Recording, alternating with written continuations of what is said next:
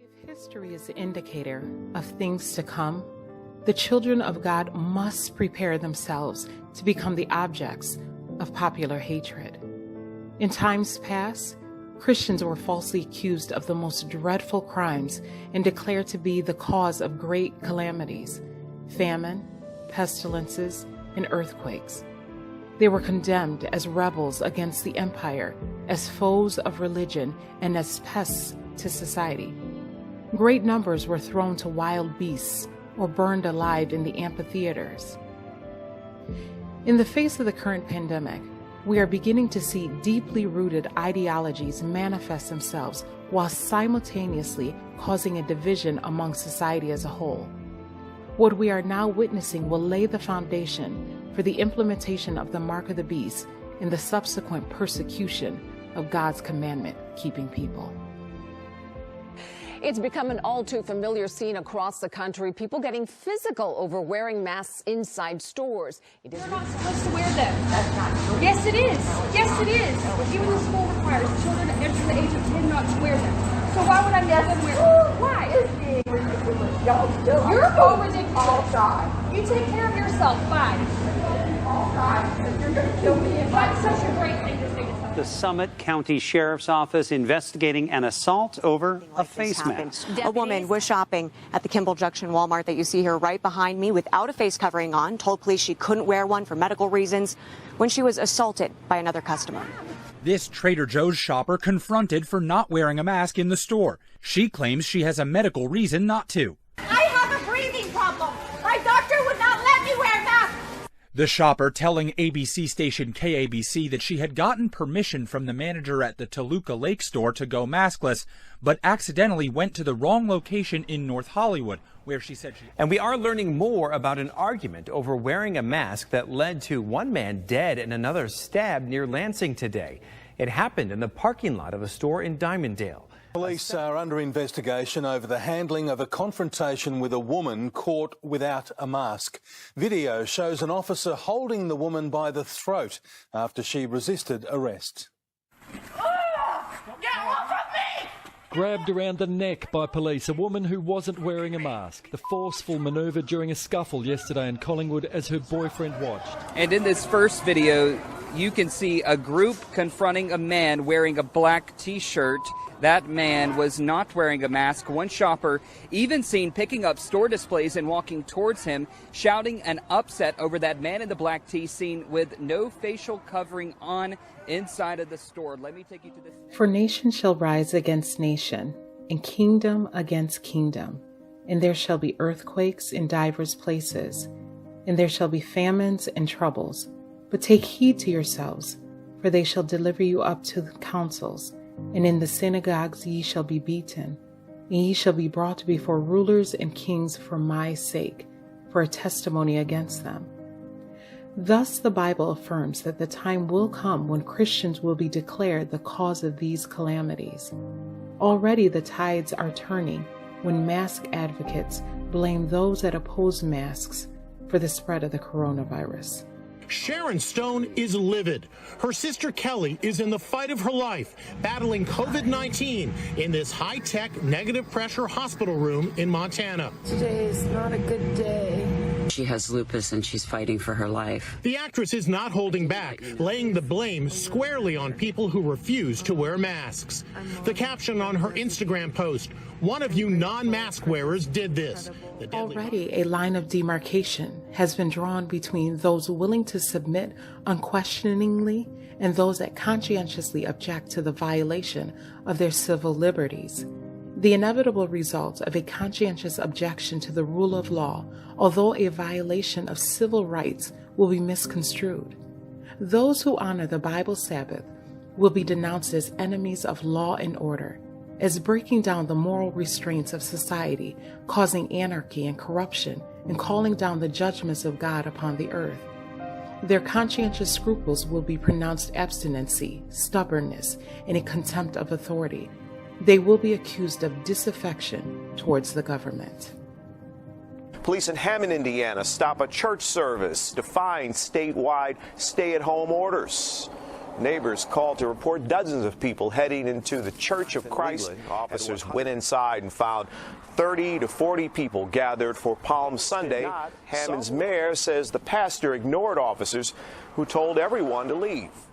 Church leaders argued their service was essential and not subject to the governor's order. Officers issued citations. Just hours after Pastor Tony Spell of Life Tabernacle Church in Central was charged with 6 misdemeanor counts of disobeying the powers of the governor, Tuesday's service was still on schedule. Maybe this will be the step that actually gets his attention. This is an affront and attack upon all Christians across the world. That was Pastor Spell right after he was charged, saying he will still continue his services regardless. The founders of this country had a keen understanding of the importance of religious freedom because so many of them were fleeing religious persecution. So they protected the exercise of religion in the very First Amendment to the Bill of Rights. Governor of California, Gavin Newsom, doesn't care. He's using his new coronavirus powers to shut down churches that disagree with him. The Episcopal Church is fine. They're fully on his team.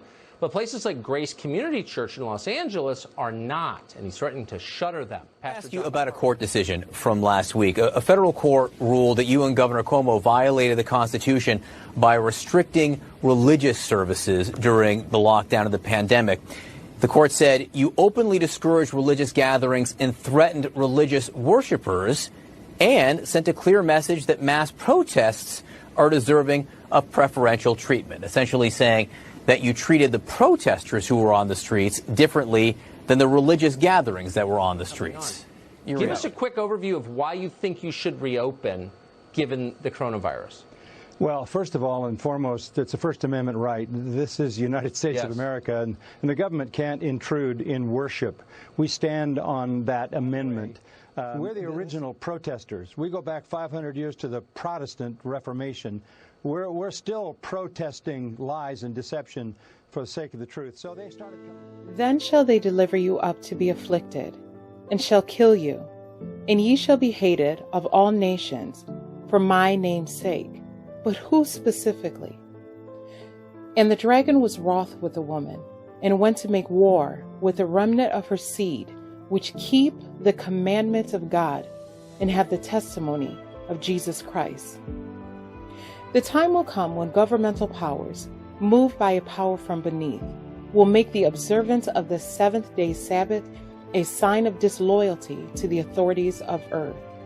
Human laws will be made so stringent that men and women will not dare to observe the seventh-day Sabbath. For fear of wanting food and clothing, they will join with the world in transgressing God's law.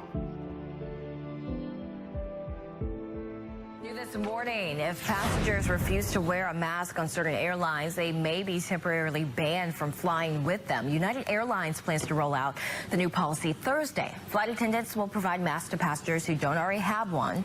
If they refuse to wear one, their names could be put on an internal restriction list. American Airlines already announced a similar policy. There's no question that vaccines and vaccination programs are vitally important to public health, and that a vaccine for COVID-19 might be our best shot of beating this pandemic. But getting people to take the vaccine, getting them to trust the government's information around the vaccine is going to be a real challenge. In 2019, the World Health Organization listed vaccine hesitancy as one of 10 major global health threats. As a result, governments around the world were considering policies that would make vaccinations mandatory. But during the coronavirus pandemic, the threat of the anti-vax movement, or those who oppose vaccines, looks more imminent than ever before. Vaccine promoters say that countries need to start developing vaccine policies and programs now to counter misinformation. But what's worrying public health authorities is the possibility that a significant number of people may decide they don't want to be vaccinated. Because there's all these anti-vaxxers now, isn't it? Well, Marina can tell you a little bit about how we... Would you consider making incentives for people to be vaccinated, such as no jab policy? We certainly would encourage as many people as possible. So would you link it to welfare payments, to school attendance, to travel, maybe even going to sporting events or restaurants? So, look, our first goal is to encourage as many Australians as possible, but we reserve the right, subject to medical advice, to take steps that might assist. The Gates Foundation are in favor of developing digital certificates that would certify that individuals, American citizens, have an immunity to this virus and potentially other viruses going forward to then facilitate travel and work and so forth. Yeah, I'm very concerned about the slippery slope in terms of continuing encroachments on personal liberty. And the city government imposed one of the strictest lockdowns anywhere, enforced by Big Brother technology that's made a smartphone key to getting out. Where I'm going from and where I'm going to. Eventually, he downloaded a barcode on his phone that let him hit the road. Anyone traveling more than 100 yards from home in Moscow needs one. Police run spot checks on the streets. Even subway turnstiles won't open unless the rider has already logged the trip. QR codes have now become the passports that allow Chinese people to move around. To get into a shop, one must show a green health code proving good health. But for those who obtain a red code and are in good health, no explanation is given. This is the case for this man, who had no one to appeal to when he just finished quarantine after a trip to a different province. But a digital certificate to show who has recovered or been tested recently, or when we have a vaccine who has of people who've received it. That's his answer on Reddit, Ask Me Anything. They had a little forum. I'd be a little concerned about that and the tracking of people and so forth, generally, especially going forward over a long period of time. And at that time shall Michael stand up, the great prince which standeth for the children of thy people. And there shall be a time of trouble, such as never was since there was a nation, even to that same time. And at that time thy people shall be delivered, every one that shall be found written in the book. The time of trouble, such as never was, is soon to open upon us, and we shall need an experience which we do not now possess, and which many are too indolent to obtain. It is often the case that trouble is greater in anticipation than in reality, but this is not true of the crisis before us. The most vivid presentation cannot reach the magnitude of the ordeal. In that time of trial, every soul must stand for himself before God.